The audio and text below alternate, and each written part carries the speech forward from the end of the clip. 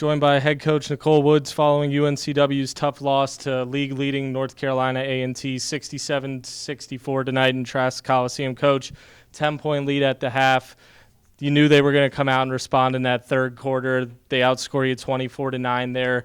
Trailing by 7 in the fourth, your team battles back, makes it a tie game. They go down, hit a three. Jania hits a layup, and then at the end, a lot of, I want to say questionable calls. You were down 3 in the final seconds. They had some fouls to give, 3 different chances to get off that final shot. Just tough loss. Just talk about this one. I know this one has to sting. There's been a lot of times that we've sat here at the end of the games and talk about this one has to sting. And, we can talk about the plays at the end of the game that never go our way. It just is what it is. But it shouldn't have came down to that. It shouldn't have came down to that. We held a very good team to 25 points in the first half, and then we gave up, 42 points in the second half. And even though we had our chances to be able to win, it should not have come down to that. And we had some controllable things that we did on our end that we have to be better at. I tell our players all the time, if you rebound, we'll win. If you don't, we'll lose. And we were up 4 at halftime on the boards, and I think we lost by 4.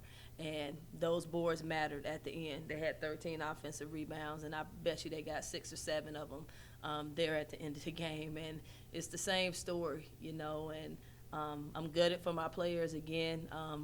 We're good enough to beat them, and we were good enough to win this game today. And I am proud of them for their fight, but we don't take any moral victories here. This was a tough loss for us in a race for seeding purposes in the conference tournament. And we got to have short-term memory because we got to go and try to beat a really good Charleston team that we had this same conversation about just a week ago. So proud of them, but we got to be better. You mentioned that Charleston team. They defeat Elon by 40 tonight at Charleston. Like you said, we've had this conversation a lot. 4 leads now in the second half where you were up more than double digits. How is this something you could, I want to say correct, or what's the message you can give to your players when you have that big lead? What can you get them to do to maybe finish the fight down the stretch when it matters most heading into the conference tournament? You can practice things all the time, but it's different when you're in the situation. And it's easy for folks on the outside that's not out there playing to say what should have happened, but it's different when you're out there. And sometimes experience is just the best teacher, and that's just what it is. I thought we executed our end-of-game plays the best that we have all year.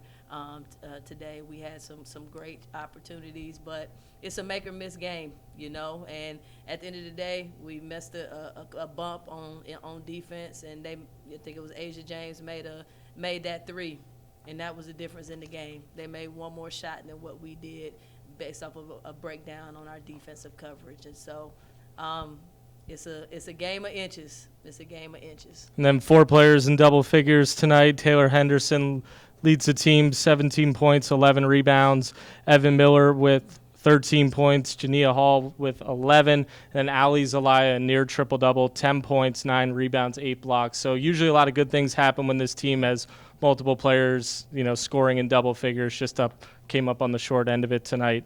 Allie, near triple-double.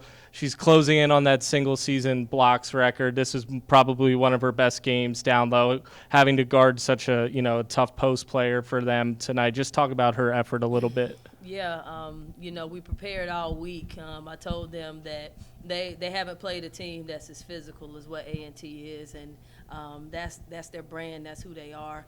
And shout out to Jake, my special assistant, that beat her up all week in practice. Because I told her, you have got to be able to withstand the physicality down there. And I thought she did. I thought she did a great job, and I thought she did an even better job defensively on Clark. And is no secret, when Allie's in the game, it makes us better in a lot of different ways. And not just her. I thought everybody. Taylor stepped up. She played a heck of a game. She rebounded the mess out of the ball, and Evan made shots. Jania made some big plays when we needed them, and it just comes down to a possession here or there.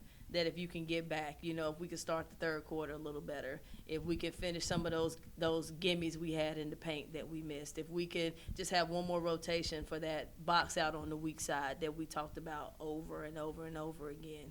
And we just have to learn to win. We have to learn to win, and we're not happy with the moral victories. We just got to be able to get out here and finish it. Coach, this was certainly a game of runs. You started out on a 10-2 run, closed the second quarter on a 7-0 run, then let A&T start the second half on a 10-0 run. What did you see on the court that caused such validity? It's a game of runs, and for us, we came out and we did some things different defensively than what we normally do, that it took them a while to kind of adjust, and it's a chess match, right? Then they came out in the third quarter and they did something that they didn't normally do, and both teams struggled at different points, and then it kind of leveled out in that fourth quarter. And when it comes down to that, it's just 10 minutes at that point. It's 0-0, or you're down 5, whatever it is, and you got to lace up your shoes and you got to play. You got to play, and you have to execute. Our focus this week was execution, and I thought we did execute well a lot, but when it mattered most, we gave up offensive rebound or a straight line drive, or like I said, a missed bump or something like that. And so when you play the top team in the conference, it's a reason that they're 13-2 now. It's a reason. It's a reason, and Coach Robinson's done a great job with his team. And Siobhan Earp, they built a dynasty over there, in my opinion, and that's something that we're trying to get to.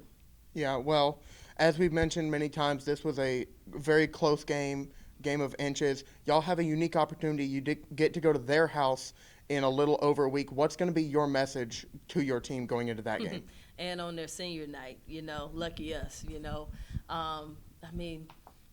what I talked to them about in pregame, we talked about our hashtag, our beach is better.